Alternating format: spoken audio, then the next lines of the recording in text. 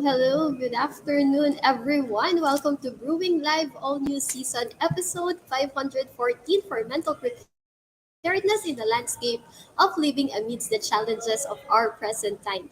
Brewing Live is a community service of the Coffee Republic, the home of certified CACC life coaches, and the coaching hub of Life Coach Philippines. And we are now brewing Wellness Connection, and we are doing Radical Healing Series for this month of November. And for um yeah, and so we just celebrated our 6th year anniversary here at DICAP, and I would like to honor everyone and thank everyone who joined us and celebrated with us last Thursday. So like what I've said, we are now brewing Wellness Connection, and we are doing Radical Healing Series for this month of November. And today's live streaming is dubbed as Demystifying Forgiveness. So this live streaming is in partnership with Life Coach Philippines, and our heart here as game changers is to brew mental fitness in your space and help nurture holistic mental health for you and the people and for the people that matters most to you. So shout out to our coaching community and to my fellow kindred coaches serving in this corner of the digital space and advancing life coaching ethically and authentically.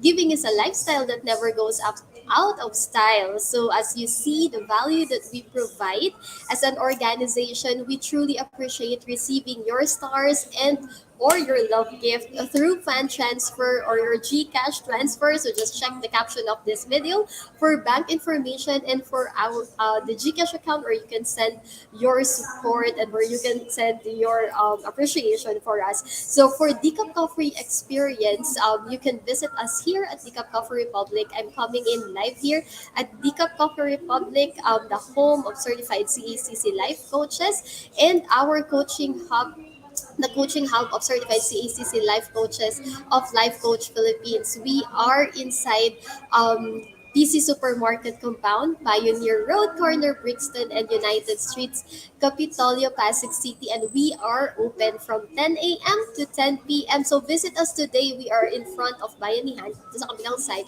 and we are inside PC Supermarket compound. Decaf Coffee Republic exists to help clients experience healing and breakthrough by providing a safe space for inspiration to begin with a cup of coffee, and transformation happen through the platform of life coaching. So if you are looking for a safe space for you where you can be who you are, alam mo yun, kung gusto mo lang talaga ng mag-connect sa sarili mo, mag-connect kay God, or mag-disconnect sa magulong mundo at magkaroon ng tahimik na buhay or tahimik na space, or kung nag-iisip ka, kailangan mo ng tulong. So visit us here at Decaf Coffee Republic, and we're looking forward to serve you here. We're looking forward to hear your story and help you in your journey. And we are more than a traditional cafe that serves your favorite and classic comfort food. So we have sausages, we have sausage platter, we have waffles with sausage, we have bagels, ay mga favorite yan ng bagels, we have bagel sandwich, bagel with cream cheese, and a lot more. And we also have cakes, we have milkshakes, we have coffee-based drinks, and we have a lot of comfort food here. So if you're looking for one, so you can visit us. And aside from the comfort food that we also help individuals to make a therapeutic lifestyle change with our plant-based meal. We also have our natural fruit juices. So we have our guayabana juice right now, and then we have our keto products, our sugar-free sugar replacement syrup, and insulin organic wine and tea. Decaf Coffee Republic is also exclusive distributor of David's Faith insulin wine and tea in the areas of Mandaluyong and Parañaque. And our hashtag Save One campaign against diabetes is ongoing. So we invite you to join us as resellers and brand ambassadors to help us raise awareness of sugar regulator products to help fight the debilitating symptoms and effects of diabetes. So please check our FB page for the menu of the sumptuous meals and refreshing drinks, or connect with Coach Rezzhel through 0917-586-1661 to partner with Decaf Coffee Republic in advancing health and wellness in your space, or if you want to become a wellnesspreneur. So please please connect with Coach Rizal at 0917-586-1661. So if you just joined us in, welcome again and thank you for being here. So you may circulate the link of this video to invite your friends to watch with you, or you may forward the link of this video, and you may also tag them in the comment below and give them some shout out, some thumbs up, encouragement, motivation, and best just acknowledge and express gratitude. And as for me, let me give my shout out to my fellow mental model collectors inside B Learning Society. Yay! So B Learning Society is created by Master Coach A. So if you are one person who desires to experience transformation in areas of health, wealth, and relationships, then I am inviting you to join us inside Be Learning Society as one of the mental model collectors with full access pass to the monthly mental model masterclass of Master Coach A. That is exclusive for Be Learning Society members only. So last night we had our masterclass inside Be Learning Society, and we talked about insight mental model. So ang ganda no, one of the takeaways that I had last night, saya be out of the crowd. So do not go with the crowd. So um you are unique and stand out. You can stand out if you get out of the crowd and get out of your comfort zone. Be Learning Society is the tent maker of Be Learning homes for mental fitness, and on top of the food and beverage discount we enjoy from Decaf Coffee Republic, mental model collectors also benefit from 90-minute free coaching session with senior coaches from Life Coach Philippines. So for more information and registration assistance, connect with Coach Rizal through 0917-586-1661, or you may also connect with me at 0917-903-8155. Alright, so we are now diving into today's conversation, demystifying forgiveness. So please do tag your friends, forward this video link, and invite others to join our conversation on radical healing. So again, good afternoon, everyone. I am Life Coach Maureen. I am a certified CACC life coach and mental health coach from Life Coach Philippines, and I help singles encounter their beauty within and have their peace within, so they can live their single life wholly and fully. And I am one of Master Coaching's tribe speakers, one of her scholars in her public speaking class. I'm also a mental model collector, and I am an HR by profession, and I'm also one of the directors of the Coca Republic, our home and our coaching hub, the home of certified CACC life coaches from Life Coach Philippines. So if you are watching this on a replay, so please comment hashtag replay, and do send us a message if you wish to connect with any points that resonates with you. Ayan. So you may also find the YouTube link where you can watch the replay of all the episodes. So you can watch the replay of all the episodes of Brewing Live in the caption of this video. So please do follow and subscribe to the channel so you'll be notified when new learning videos becomes available. So you can watch and go back to the other episodes of Brewing Live. So do not forget to follow and subscribe in Coach AI Connect. Ayan. All right, so today we're going to dive into our topic, which is demystifying forgiveness. So whenever you hear the word forgiveness, or what is one thing, or what is one word that comes into your mind? All right. So and then most of us, di ba, when we hear forgiveness, there's a lot of things that we incorporate in it. And parang ang daming ano ba pag sinabi, hindi naman kasi madaling mag-forgive. And so today I'm going to share with you things, 'di ba? Before we dive in what forgiveness is, 'di ba? I'm going to share with you or how can we forgive, or things like that. I'm going to share with you, 'di ba? Ano ba yung forgiveness, or um and di ba, bakit nasasabi na when you forgive, you feel free when you forgive, or you get out of your cage whenever you forgive, di ba? So before we dive in, di ba, why do you need to forgive? Then let us talk about what forgiveness is not. Ayan. So, ano ba yung forgiveness? So, ang pag-uusapan natin ngayon, ano ba what forgiveness is not. Ayan. So when we say forgiveness, di ba, forgiveness isn't easy.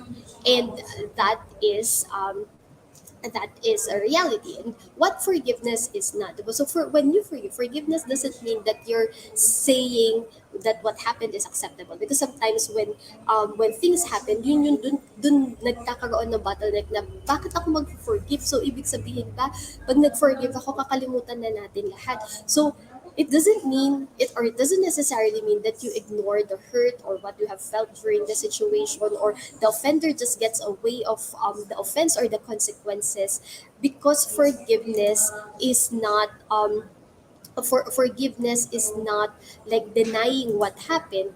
It's not it's not forgetting what really happened or just accepting what happened, but forgiveness, diba? Forgiveness is a choice. Yun yung ano doon, na forgiveness is a choice and forgiveness is a process. Forgiveness is a decision. So that's diba, yun yung context no, na when you forgive, it doesn't mean that you forget everything about this. So it's not about forgetting about what happened, but um when we talk about forgiveness, then we can talk about forgiveness first.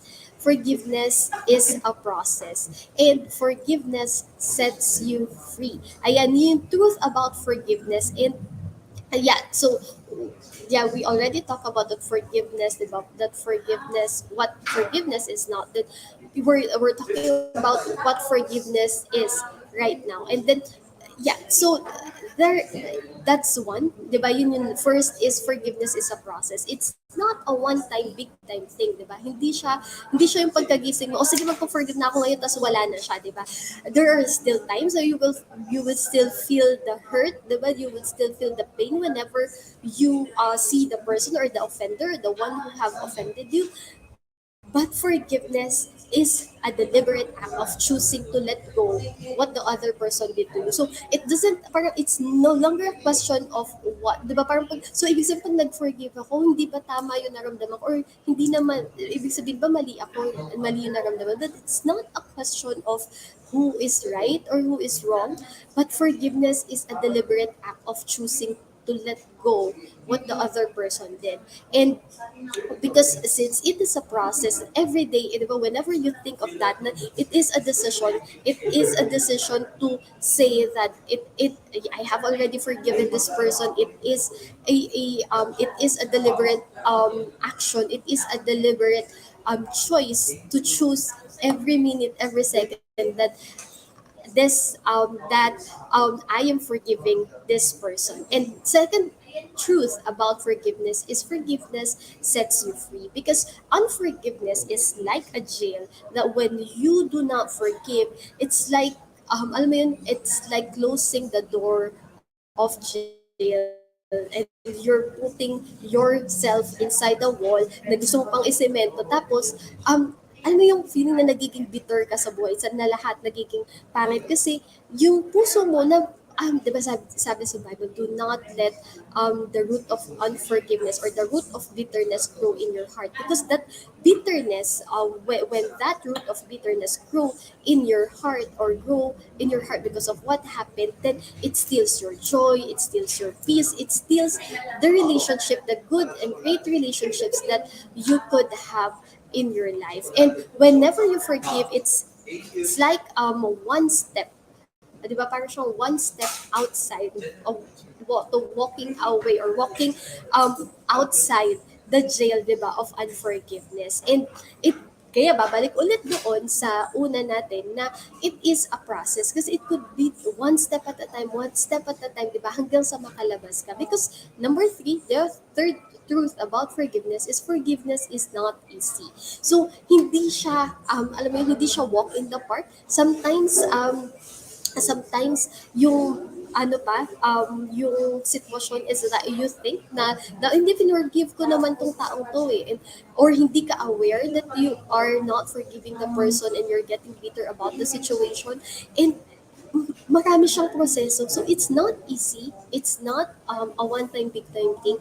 And kaya siya one step at a time. Sometimes it starts with awareness talaga na you have been, alam mo yun, you have been offended with what the other person did, or yung acceptance pa lang talaga na kailangan mong i-forgive yung tao. So one step at a time, one step at a time, because it's not easy. So don't beat yourself up na bakit nararamdaman ko pa rin tong nahihirapan ako na mag-forgive, or bakit nasasaktan ako pag nakikita ko pa rin tong tao to, because it's not easy. It is a decision and it is a deliberate action. And forgiveness brings relief. Whenever you speak forgiveness, whenever you release forgiveness, you're taking off the baggage in your life as well. So you get to move forward in a new season of your life ng baggage free, 'di ba? You're getting into the new season of your life na alam mo 'yun, na nasa-set free ka from the baggages from the past. And so I'm going to share with you three things or three areas or three people as well whom you need to forgive. And you might be thinking, di ba, parang what's holding me back to forgive, or what's holding you back to forgive, or you've been in a cycle, or you thought na I have already forgiven this person, but it seems like ako pa rin yung natatrap in the past. Ano yung parang anong gagawin ko, diba? Then you can start listing down sino ba, saan o sino ba yung mga kailangan mong patawarin yan. And I'm going to share with you three people or three things that you have to forgive. And the first one is yourself, diba? Forgive yourself. And sometimes it's the most difficult thing to do, and you get to beat yourself up, and alam mo yun, kasi yun, I think it's your fault, and all of those, and you stamp yourself alam mo yun, parang with that failure that you did something wrong, and you cannot forgive yourself because of guilt and shame in the past. But first thing really to forgive and to set yourself free, or to set free, is yourself, because it's time for you to move forward, because you deserve a better life. And you can just imagine what would be the life when you forgive. Have you thought of that? Like, have you thought of what could be the picture of your life when you forgive? When you start letting go of the baggages of the past, when you start letting go of that wound, and let those wounds heal in your heart. And I'm not saying that it's easy. I'm not saying that, alam mo yun, I'm not saying that it is just like a walk in the park na ang bilis lang gawin, because it is a process. Kaya yun yung inilay down natin kanina, di ba, na what forgiveness is not, and the truth about forgiveness, because we have to lay down the foundation. Ano ba yung forgiveness? So you can start really doing forgiveness in your life. And sama yan, di ba? May shame, may guilt. But when you start forgiving yourself, you can also start releasing the shame and the guilt, and start moving forward towards the life that you deserve, and towards the life that you want, because no one wants to be miserable, di ba? Gumising ka ba isang araw at sinabi mo sa sarili mo, ayoko na mabuhay, gusto ko na maging miserable buhay ko, di ba? Walang ganun. But forgiveness is the start of healing. Ayan, sabi nga ni Coach John, hello Coach John, di ba? Forgiveness is the start of healing, and you start to heal when you forgive. And the start of healing is forgiving yourself too. And start forgiving yourself. Ano yun? You can list down. Ano yung mga areas in your life that you're having difficulty in your life right now, in the area of your life right now, na nahihirapan ka i-forgive yung sarili mo. Then you can write it down. And then, bakit? Diba? Saan nanggagaling yun? And number two is you also have to forgive the people, di ba? The person or the people na naka-offend sa'yo. So, start releasing forgiveness. And again, I'll go back to what I've mentioned earlier, na it's not easy, and it is a conscious action. It is a conscious decision. It is a deliberate choice to forgive. And does that mean na pag nag-forgive na, hindi na natin maaalala yon?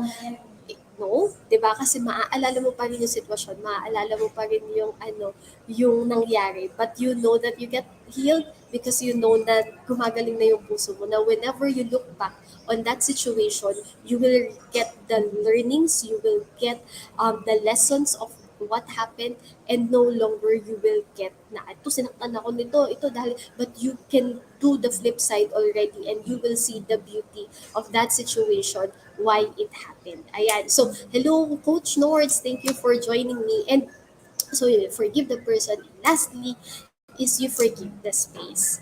Yan. And sometimes, it's, ano mo yun yung, ano, you have to forgive the space as well. Kasi, nangyari doon sa sitwasyon na yun. And you have to forgive the space.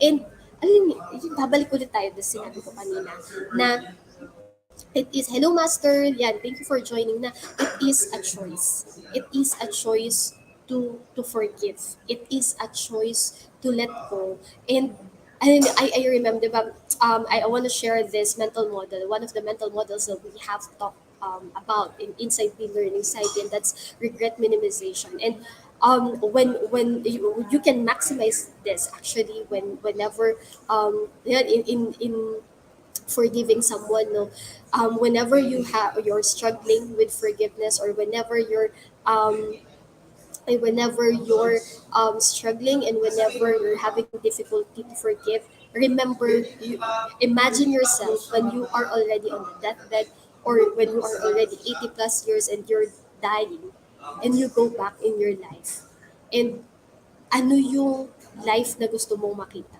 When you are on that deathbed already, and you look back, na hindi mo pinatawad yung sarili mo, yung mga tao, yung sitwasyon, yun ba yung gusto mong situation? Now, if not, then if you want to minimize the regrets, then you start forgiving today. You start the journey today. And I'm not, yun nga, again, I'm not saying it's easier to say it, 'di ba? Done.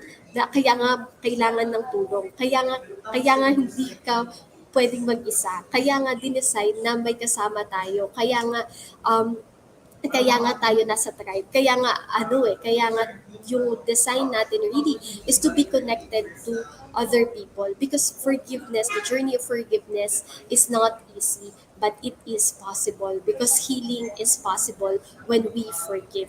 It is possible to be whole again. It is possible to move light, to move in your next season, alam mo yun, ng light, and it is possible to bloom where you got hurt and you got wounded. What do I mean with that, diba? You are still a beautiful creation even if you are wounded. You are still a beautiful creation even if you have scars. And those wounds, diba, once you forgive, it becomes scars. Hindi na siya wound. Hindi na siya open wound. Hindi mo na kailangang pitik-pitikin lagi yun para dumugo, diba? But it is, diba, para siyang ano, alam niyo yung surgery, 'di ba, whenever you have open wound na sobrang lalim, tapos kailangan na siyang operahan kasi nabubulok na yung ilalim. Ganun siya, bloody, mahirap, masakit sa start, but it is the start of the real healing up to the roots. And that's why there are people who can help us in the journey. 'Di ba, pag operation, 'di mo naman na-operahan yung sarili mo.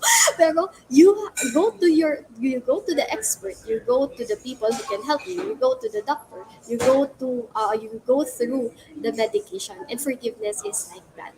And first, 'di ba, you have to acknowledge as well that you really need help, and you really need that that season, that journey na, yeah, I'm going to go through this season, and I'm really having hard time forgiving, but I want to forgive, I want to move forward, and I want to be healed. And that's the beauty of being part of a community, that's the beauty of being part of the tribe. So I'm inviting you to see us, to join us here, visit us here at the Coffee Republic.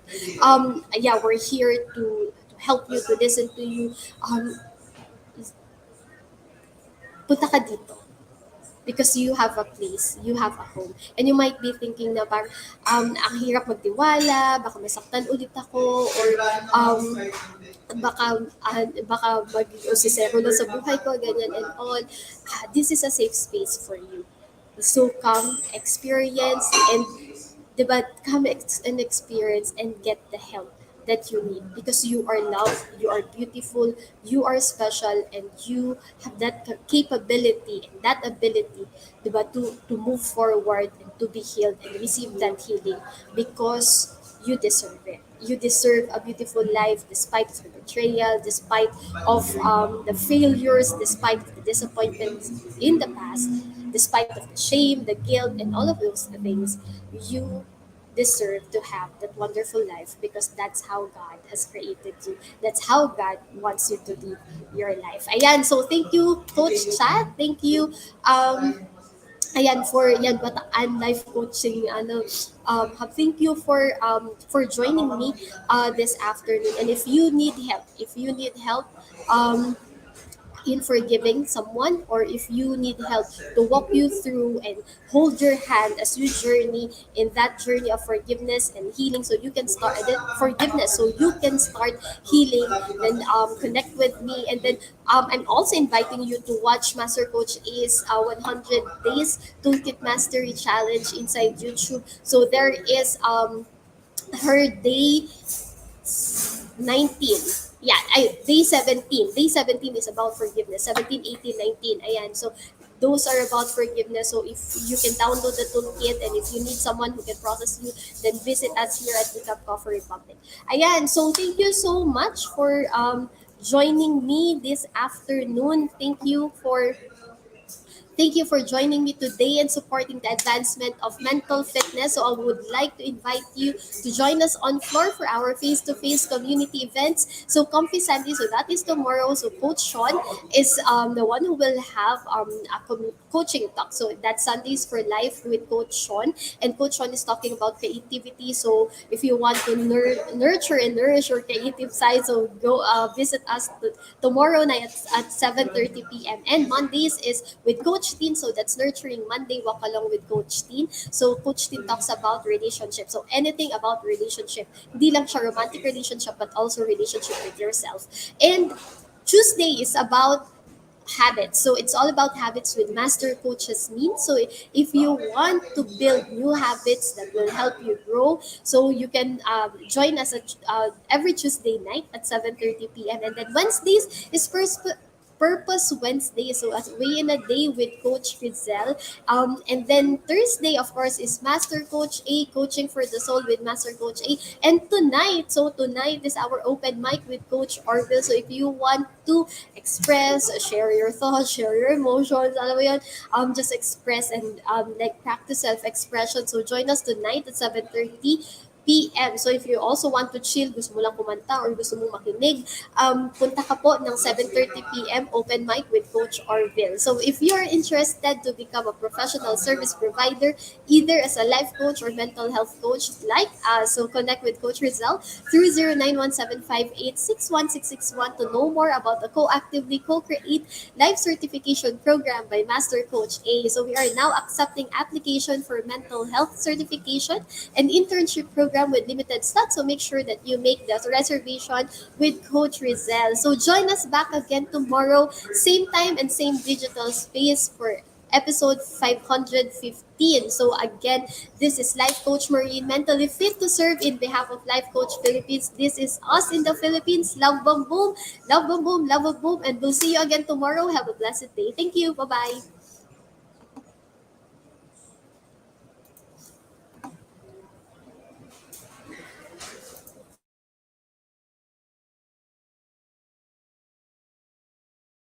As a business owner, are you overwhelmed by the need to post beautiful, engaging content every single day? Are you left wondering what to write? Tired of scrolling through stock photos that all start to look the same? Confused by complicated graphic design programs? Rise Up Creatives is here to help. Each month, we give you everything you need to create 31 days of social media content in just 5 minutes a day. Customizable captions, curated lifestyle photos, a drag-and-drop graphic design tool, and the ability to post directly to your social media accounts. No one else empowers you with these 4 resources all in one place. Each month, we help you plan your social media calendar by providing you with 31 image themes and customizable captions so you can quickly and easily create engaging content and grow your following. Simply select the image that works best for your feed or story. Then, copy the caption and customize it to fit your audience. 5 minutes a day. It's that quick. Plus, you'll absolutely love our drag-and-drop graphic design tool. Start from scratch or choose one of our beautiful templates to fit your unique brand. When you're ready to export your design, you can download, email, or post directly to your social media accounts. Here's the truth. Our world needs what you have to offer. Don't let technology or procrastination hold you back. Rise Up Creatives is more than an online resource. We're a community helping you overcome your biggest barriers to reach your greatest goals. We're here to help you rise up and be creative.